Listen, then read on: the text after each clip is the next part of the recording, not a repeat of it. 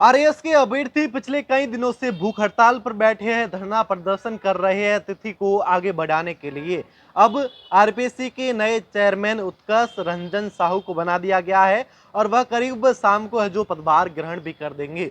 अब जो आरएएस के अभ्यर्थी है उनकी इच्छा शक्ति बढ़ गई है। उनको अब यह लगभग है जो यकीन होने लगा है कि शाम तक कोई इसको लेकर है जो फाइनल हो सकता है कि आरपीएससी की जो तिथि है, आरपीएससी द्वारा आरएस की जो तिथि है उसको आगे बढ़ाया जा सकता है। अब आप देखिए जो उनकी मांगे हैं वो किस प्रकार से है। क्या उनको कितना समय मिला था तैयारी करने के लिए, प्रारंभिक परीक्षा की बात करें या मुख्य परीक्षा की बात करें, और मुख्य परीक्षा में उनको क्या व्यवधान आया जिसकी वजह से वह प्रदर्शन कर रहे हैं कि स्थिति को है जो आगे बढ़ाया जाए। सबसे पहले आरपीएससी द्वारा जो तारीख की है जो घोषणा की गई थी, 31 दिसंबर 2024 को आरपीएससी द्वारा आरएस की मुख्य परीक्षा की जो तिथि है वो जारी की गई थी और वो तारीख थी 2 फरवरी 2025। और यह प्रारंभिक परीक्षा है वह संपन्न हो गई थी 2 फरवरी को। और उसके बाद 17 जून को मुख्य परीक्षा की जो तिथि है वो अलॉटमेंट की गई थी आरपीएससी द्वारा। और वहां पर आप देखिए प्रत्येक तैयारी करने वाले को भी पता है कि आप कितनी भी आखिर मेहनत करोगे तो जो समय मिला है उनको 2 या ढाई महीने में उसमें प्री ओरिएंटेड कंटेंट ही पढ़ा जाएगा।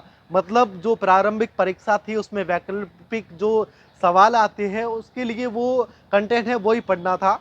और उसके बाद मुख्य अगर परीक्षा की बात कर ले, और जिसमें आपको अधिकतम तथ्य याद रखने पड़ते हैं वैकल्पिक परीक्षा में, और जबकि मुख्य परीक्षा विशेष रूप से विश्लेषणात्मक क्षमता को जानने के लिए और लेखन कौशल के माध्यम से संपन्न करवाई जाती है।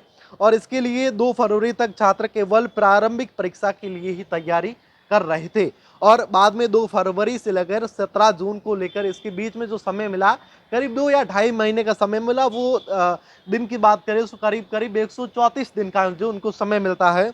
और मुख्य परीक्षा में लगभग 30 विषय है। इस हिसाब से अगर बांटा जाए तो प्रत्येक विषय को कवर करने के लिए अभ्यर्थी को करीब 3 से 4 दिन मात्र मिल पाते हैं। और करीब करीब 30 विषय है जो इसके मुख्य परीक्षा में आते हैं और उसमें प्रत्येक विद्यार्थी को 3 से 4 दिन का ही समय मिल पाता है कि उसमें वह एक विषय को है जो कंप्लीट कर ले, उसको पूरा है जो तैयार कर ले।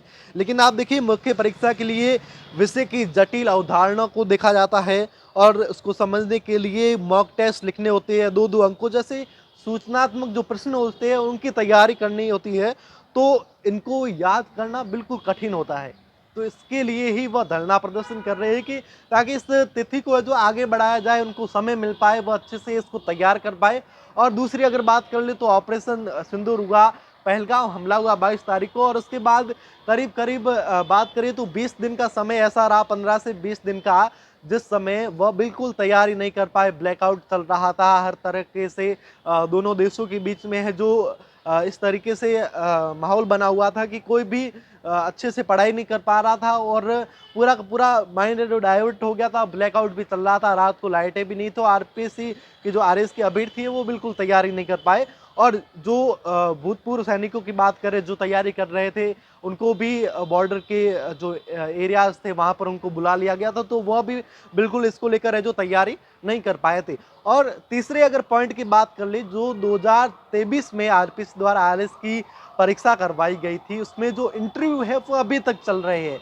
मेन बात यह है कि जो इंटरव्यू अभी तक चल रहे हैं और उसके बाद उसमें जो फाइनल रिजल्ट नहीं हुआ है, उसके इंटरव्यू अभी तक कंप्लीट नहीं हुए, और उसमें जो प्री देकर बैठे थे वह भी अब इस मेंस जो फाइनल जो एग्जाम होने जा रहा है, जो मुख्य परीक्षा होने जा रही है, जो 2023 के जो अभ्यर्थी है वो भी इसमें बैठेंगे। तो इसलिए कहीं न कहीं जो सीटें है उनका दोहरीकरण हो जाएगा।